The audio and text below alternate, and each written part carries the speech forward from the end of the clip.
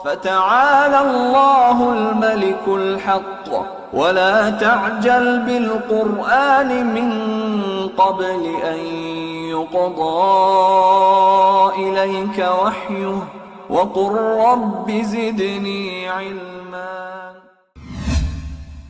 Assalamualaikum warahmatullahi wabarakatuh. Perkenalkan, nama saya Rizka Amalia dengan NIM 0501212097. Baiklah, di sini saya akan menjelaskan tentang dinasti Umayyah. Yang pertama adalah kemajuan yang dicapai di masa pemerintahan Umayyah. Kemajuan dinasti Umayyah dilakukan dengan cara futuhat, sehingga menjadi kekuasaan Islam yang besar dan luas. Dari persatuan berbagai bangsa di bawah naungan Islam, lahirlah benih-benih kebudayaan dan peradaban Islam yang baru. Meskipun demikian, Bani Umayyah lebih memusatkan perhatian pada kebudayaan Arab. Nah, yang pertama itu ada perkembangan bahasa Arab. Para penguasa dinasti Umayyah telah menjadikan Islam sebagai daulah, kemudian dikuatkannya dengan dikembangkan bahasa Arab dalam wilayah kerajaan Islam. Meskipun bahasa-bahasa asal tidak sepenuhnya dihilangkan, orang-orang dan Arab telah banyak memeluk Islam dan mulai pandai menggunakan bahasa Arab. Perhatian bahasa Arab mulai diberikan untuk menyempurnakan pengetahuan mereka tentang bahasa Arab. Hal inilah yang mendorong lahirnya seorang ahli bahasa seperti Sibawayh. Kemudian yang kedua ada bidang arsitektur. Pada masa Khalifah Bani Umayyah sangat diperhatikan. Masjid-masjid di semenanjung Arabia juga dibangun. Kemudian ada katedral St. John di Damaskus diubah menjadi masjid, dan katedral di Hims digunakan sekaligus menjadi masjid dan gereja.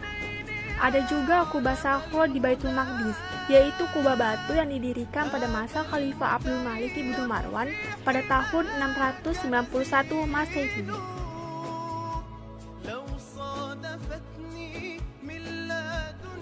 Selanjutnya ada Marbat, kota pusat kegiatan ilmu.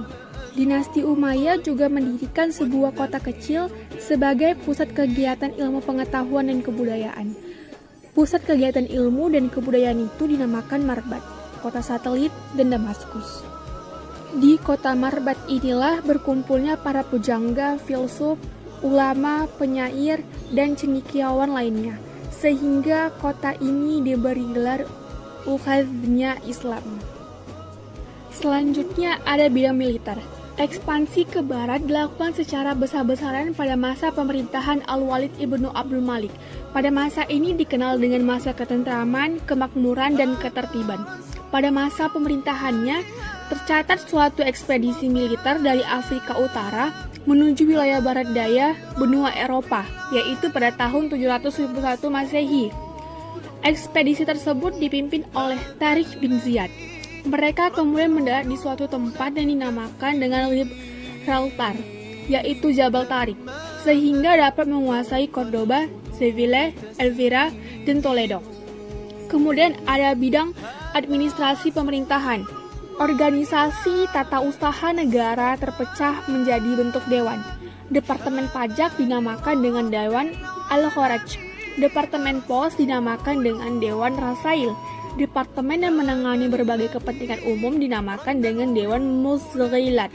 Departemen Dokumen Negara dinamakan dengan Dewan Al-Khatim. Kemudian yang terakhir adalah bidang ilmu pengetahuan. Khalifah-khalifah pada masa dinasti Umayyah juga menaruh perhatian pada perkembangan ilmu-ilmu lain, seperti ilmu agama yang mencakup Al-Quran, hadis, fikih, sejarah, dan geografi. Ilmu sejarah dan geografi yaitu segala ilmu yang membahas tentang perjalanan hidup, kisah, dan riwayat. Ubaid ibnu Syariah al-Jurhumi telah berhasil menulis berbagai peristiwa sejarah.